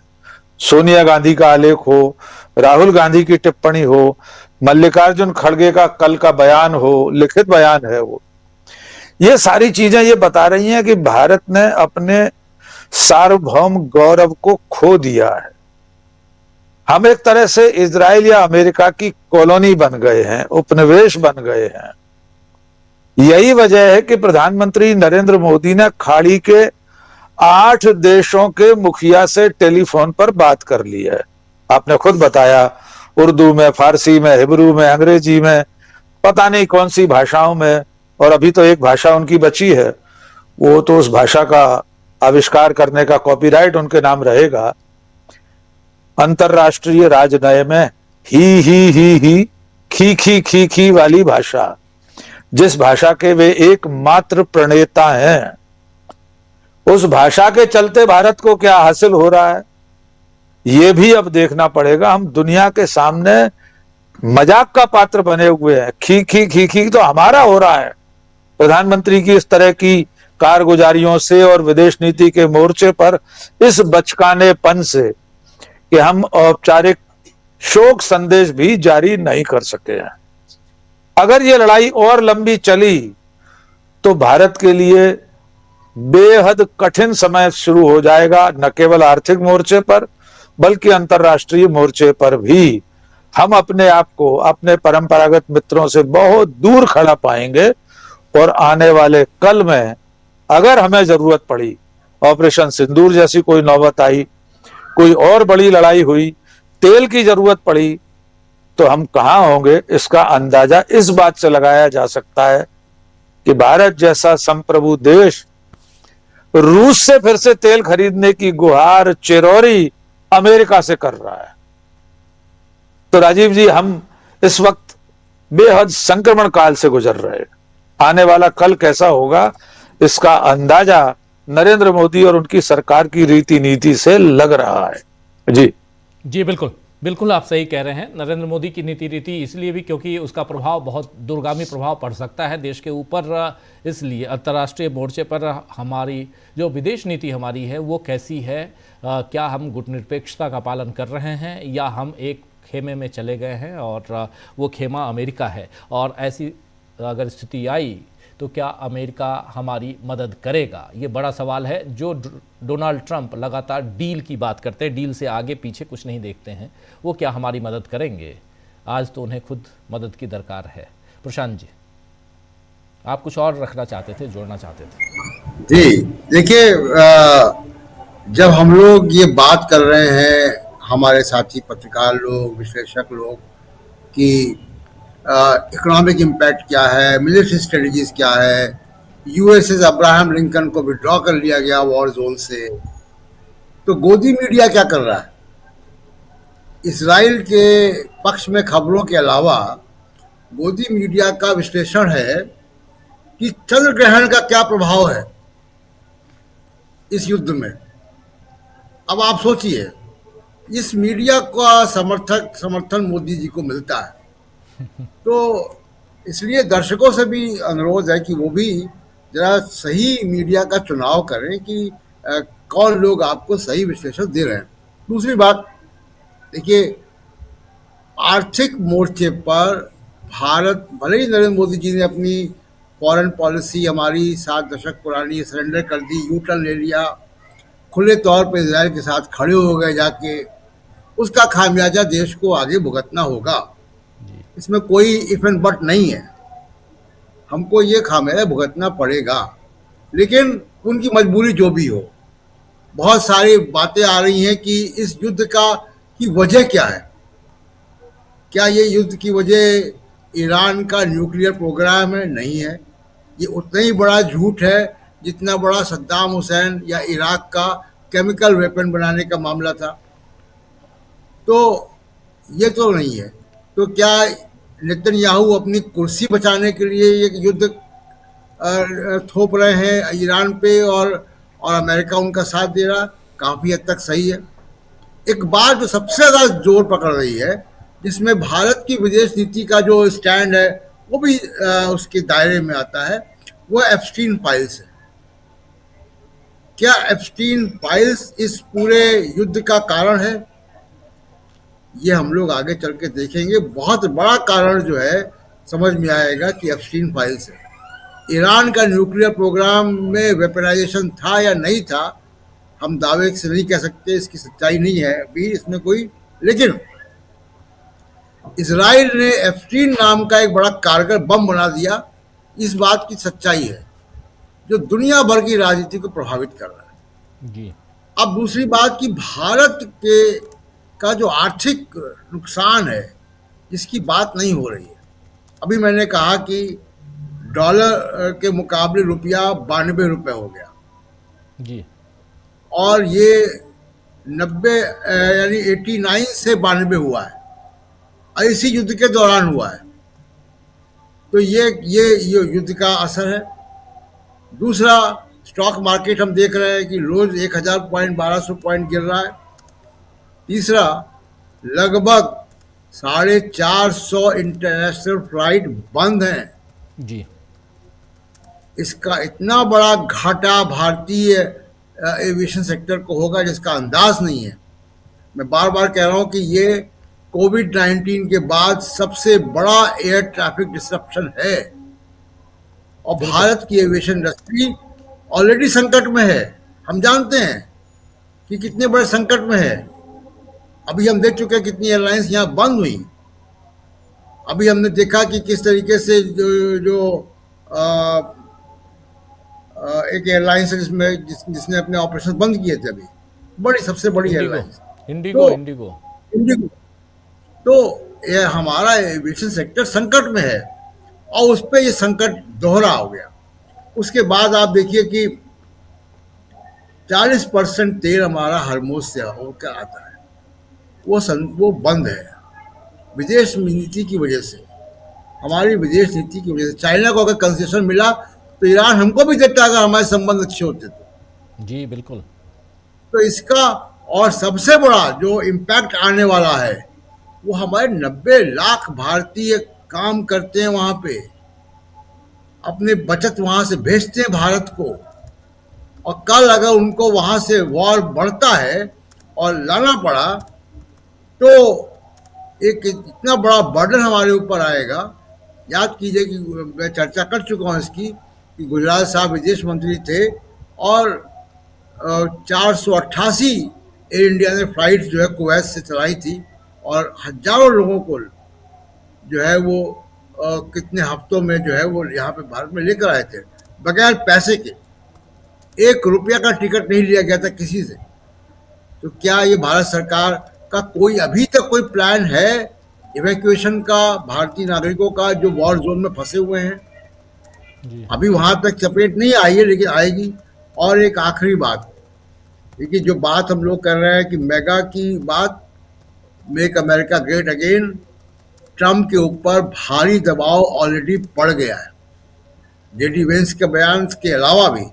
अब आप देखिएगा कि अगले जो यूएसएस अब्राहम लिंकन को विड्रॉ किया गया ईरान के मिसाइल हमले के बाद, मैं इस बात की पुष्टि नहीं कर सकता हूं, ये दावे हैं कि जो अमेरिकन कॉफिन्स दिखाई दे रहे हैं वो अमेरिकन कॉफिन्स वहां से आए हैं। सोल्जर्स की मौत हुई है यूएसएस अब्राहम लिंकन में, और उसको वॉर जोन से हटाया गया है।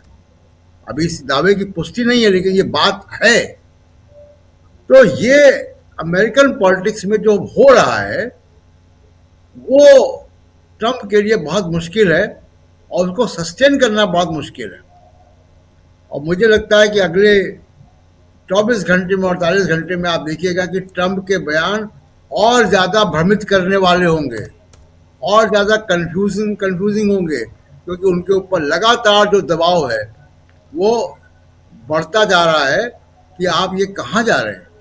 उनका जो सबसे बड़ा जो सपोर्ट सिस्टम है मेगा, उसका सपोर्ट अब विड्रॉ हो रहा है, बिल्कुल विड्रॉ हो रहा है। इसीलिए जेडी वेंस ने बयान दिया है, और अगले 24 घंटे में दावे के साथ कह अभी सकता आप हूं। कह रहे थे, जरा ये आपको दिखाना चाहता हूं, जरा इसको थोड़ा और ये कीजिए कि मिडिल ईस्ट के में भारतीय प्रवासी कहाँ कितने हैं। ईरान में 10,000 जो आधिकारिक तौर पे, ईरान में 10,765 है, ईरान में ज़्यादा नहीं है। लेकिन आप देखिए इधर कतर 8,36,784, यूएई 35,68,848, आप देखिए कुवैत में 9,95,528, जॉर्डन में 17,050, सऊदी अरब में 24,63,509, ये पूरा, इराक में 17,104, सीरिया में 97 सबसे कम, इजराइल में 1,05,000 इंडियंस। और ये सब जगह कहाँ कितने, इजराइल में 1,05,000, ये आधिकारिक तौर पे जो एम्बेसीज के थ्रू जो रजिस्टर्ड हैं उसकी बात मैं बता रहा हूँ।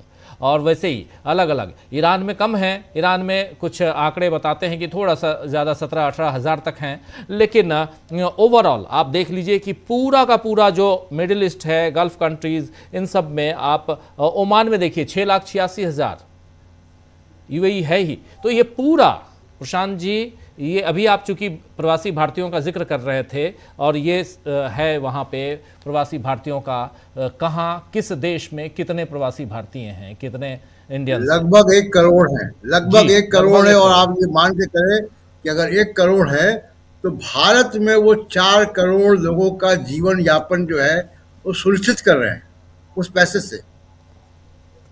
तो इसलिए भारत के ऊपर बहुत बड़ा इम्पैक्ट आने जा रहा है। लेकिन भारत सरकार अभी नेतन्याहू के गुणगान में लगी हुई है। उसको इस तरफ भी एड्रेस करना चाहिए कि इसका हम, इस समस्या का हम करेंगे क्या। सरकार की तरफ से मुझे कोई ऐसी योजना, कोई ब्लूप्रिंट, कोई बयान दिखाई नहीं दे रहा है। आखिरी बात वो जो मैं बात कह रहा था कि ट्रंप के ऊपर बयान दबाव है, मेगा का दबाव है, और अगले 24-48 घंटे में आप देखिएगा कि ट्रंप के बयान और ज़्यादा भ्रमित करने वाले होंगे और कंफ्यूजिंग होंगे, और ये लड़ाई को बहुत अनिश्चितता की तरफ जो है वो धकेल रहे हैं वो, जिसमें कि नुकसान होगा अमेरिका का और नुकसान नेतन्याहू का भी होगा। मुझे लगता है कि इस वॉर का परिणति जो है, अभी तक नेतन्याहू कामयाब रहे अपनी सत्ता को बचा पाने में। हमें देखना होगा कि कितना कामयाब इस युद्ध के बाद वो रह पाते हैं। बिल्कुल आप सही कह रहे हैं। जैदी साहब, जरा आपसे समझना चाहता हूं, क्या यहां ऐसे भ्रमित बयान आपको भी लगता है कि डोनाल्ड ट्रंप एक स्ट्रेटेजिकली ऐसा करेंगे? क्योंकि आज उन्होंने जो कहा है वो भी भ्रम पैदा करने वाला है, क्योंकि कह रहे हैं कि ईरान चाह रहा है लगातार कि हम बातचीत करें, लेकिन इट्स ऑलरेडी टू लेट। ये भ्रमित करने वाला। देखिए एक चीज है, हमने आपसे भी कहा कि मीडिया में वही चीज आ रही है, हमारे सामने वही आ रही है जो वो परोस रहे हैं। हमारे पास दूसरा पक्ष मौजूद नहीं है। अभी मेरे मित्र कह रहे थे कि अमेरिका जिस बेड़े को दिखाकर सारी दुनिया में धमकाता फिरता था कि मेरे पास इतना बड़ा जंगी बेड़ा है, अगर ये सामने आ जाए कि वो वहां से क्यों हटा, क्यों पीछे हटा, क्या वो क्षतिग्रस्त हो गया है, इस काबिल नहीं रहा है कि उससे जंग लड़ी जा सके, तो अमेरिका की तो हो गई दादागिरी, खत्म हो गई। उसे छिपाया जाता। ये हम जानते हैं सत्ता कैसे, कौन सी न्यूज बाहर लाना चाहती है, कौन सी न्यूज छिपाना चाहती है, ये सब जानते हैं। दूसरे ये अभी पाठक जी ने और हमारे प्रशांत जी ने सब कुछ बताया। मुझे बताने की जरूरत नहीं है कि जो देश कूटनीतिक आंदोलन का मसीहा था या अगवा था हमारा देश, उस देश की हालत क्या हो गई है उस विदेश नीति की, वो हमने आज से जब कह दिया था, जब इन्होंने हाथ पकड़ के कहा था अब की बार ट्रंप सरकार, वो मैं तब कह चुका हूं विदेश नीति कहां चली गई।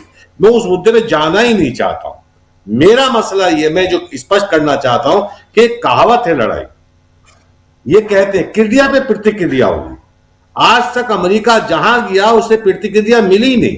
पहली बार प्रतिक्रिया मिली एक जगह और मिली थी, वियतनाम के अंदर। जब हम छोटे छोटे थे, छात्र आंदोलन में मौजूद थे, तो हम एक नारा लगाते थे सड़कों पर हिंदुस्तान में, तेरा नाम मेरा नाम वियतनाम वियतनाम। पाठक जी करेंगे तस्दीक, प्रशांत जी करेंगे, पुराने सीनियर पत्रकार है।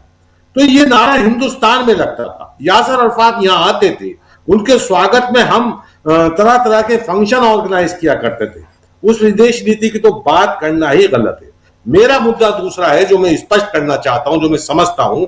सेकेंड वर्ल्ड वॉर के अंदर एक कम्युनिटी के ऊपर जुल्म हुआ, उसने एक सिंपैथी गेन की और उसे एक मुल्क मिल गया। तब से उसने क्या किया, अगर उसका पूरा इतिहास चार्ट उठा के देख लिया जाए, मैं पूरी कम्युनिटी को नहीं कह रहा हूं, लेकिन जो पॉलिसी वो घड़ते हैं, जो लेके आते हैं, जिसे हम यहूदियत कहते हैं, उन्होंने क्या किया?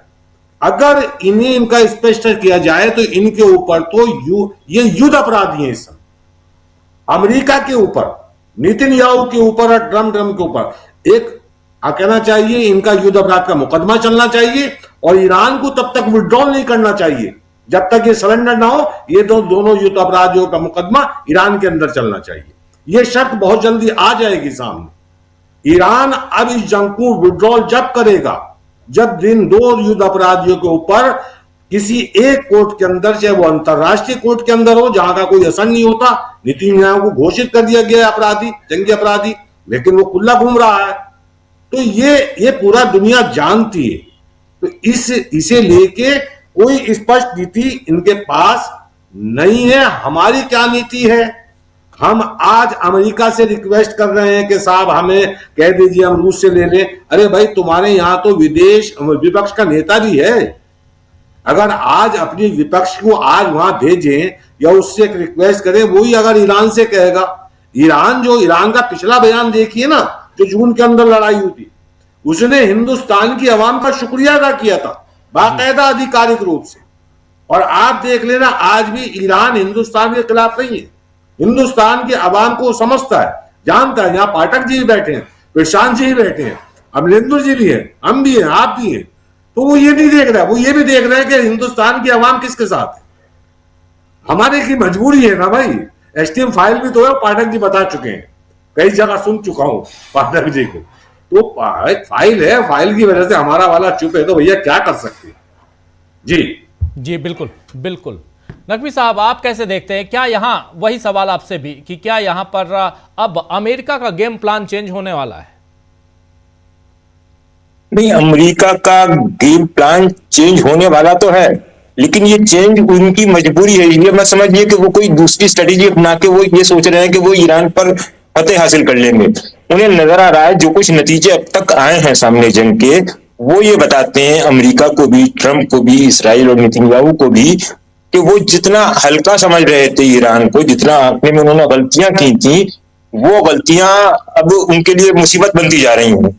तो यकीनी तौर पर अब उनका गेम प्लान चेंज किया। ये गेम प्लान चेंज होना ही है ना कि उन्होंने उसको अब्राहम लिंकन को वापस बुला लिया है, वो वापस जा रहा है, या और दूसरी जगहों पर उन्होंने कई एयर बेसेस को खाली करने की बात सामने आई है।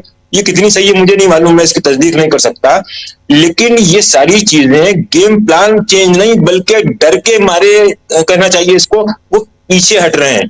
अब इस पीछे हटने में उनकी कोई मक्कारी है, फिर वो कोई और अपना हरबा इस्तेमाल कर ले, इसके बारे में कोई दावा नहीं किया जा सकता।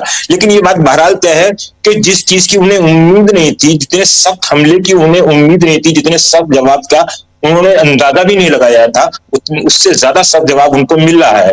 और ये खबरें बराबर आ रही हैं, ईरान बार बार दावा कर रहा है, और ये बात सबके सामने है कि जो उनके बहुत जदीद तरीन हथियार हैं, अभी मिसाइल और ड्रोन्स वगैरह, उनका तो उसने भी इस्तेमाल ही शुरू किया है।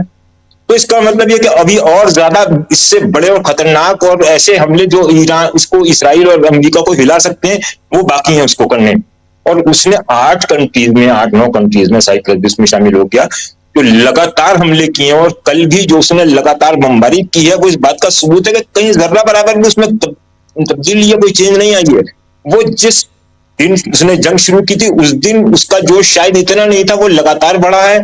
और खामनेई साहब की शहादत के बाद लोग ये उम्मीद कर रहे थे कि शायद उनके हौसले पस्त हो जाएंगे, लेकिन मामला इसका उल्टा है। उनके हौसले बहुत बड़े हैं और उन्होंने उन हौसलों को जंग में अपनी कामयाबी की शक्ल में बदला है। और जिस बुरी तरह से उन्होंने यूएई में अमेरिकी ठिकानों पे हमले किए हैं, जितना इसराइल में उन्होंने लगातार बमबारी की है, वो इस बात का सबूत है कि वो रोज बरोज उनकी जंग में अपने आप को, अपनी पोजीशन को मजबूत कर रहे हैं। इस मजबूती के जवाब में अमेरिका अपनी जंगी बेड़े हटा रहा है वहां से, या कुछ एयर बेसेस उसने खाली कराए जैसी कि खबरें हैं। तो ये जाहिरी तौर पर तो ये बात जाहिर हो रही है कि अमेरिका इसमें कहीं ना कहीं अंदर से अपने आप को महसूस कर रहा है कि वो अब ये जंग को हाथ से उसके निकल रही है। अब इसके बाद वहां के लोग या वहां के जो उसके जो डिफेंस एक्सपर्ट हैं और माहिरीन हैं, वो ट्रंप को कितना मशवरा देते हैं। और ट्रंप को सबसे बड़ी बात यह कि ट्रंप को मशवरा तो पहले भी ये खबरें आई थी कि वहां माहिरीन ने ये कहा था ट्रंप से कि आप इस जंग में मत कूदिए इसलिए कि उसको आपको बड़ा खतरनाक उसके नतीजे भुगतने पड़ेंगे, बहुत नुकसान उठाना पड़ेगा अमेरिका को। और जो बात कही गई थी वो बात सामने आ रही है। आप देख रहे हैं कि अमेरिका का कितना नुकसान अब तक हो चुका है, कितनी लाशें वहां पर आज